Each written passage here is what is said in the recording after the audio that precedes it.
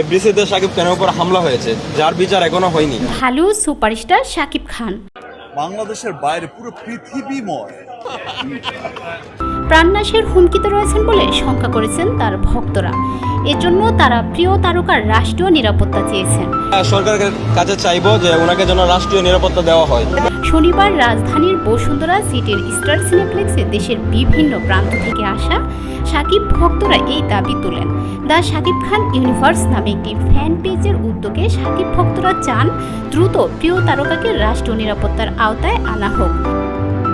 এ সময় তারা বলেন, সম্প্রতি তাবিজ ফারুক নামে এক শিল্পী অনলাইনে একটি ভিডিওতে বলেছেন শাকিবের স্টারডমে অনেক আর্টিস্ট অকেজো হয়ে পড়েছেন, বেশিরভাগ শিল্পী তার স্টারডমে জ্বলে।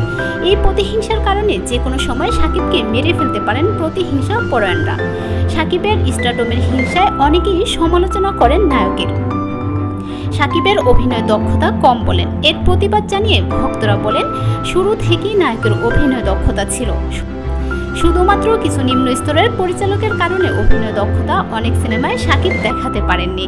সোশ্যাল মিডিয়ার প্রসঙ্গ তুলে শাকিবিয়ানরা বলেন, নায়কের ফলোয়ার নেট দুনিয়ায় অন্য ঢালীয় সেলিব্রিটিদের চেয়ে কম হলেও প্রেক্ষাগৃহে শুধুমাত্র তার সিনেমাই হিট, এতেই তার জনপ্রিয়তা প্রমাণ হয়। হত্যাচেষ্টার প্রসঙ্গে এক শাকিবিয়ান বলেন, কেরিয়ারের শীর্ষে থাকা অবস্থায় সালমান শাহর মৃত্যু হয়, তাই শাকিবকেও যে কোনো সময় যে কেউ হিংসা থেকে মেরে ফেলতে পারেন। এজন্য যাতায়াতে সতর্ক থাকার পাশাপাশি কোনো খাবার খাওয়ার আগে তা চেক করে শাকিবের খাওয়া উচিত।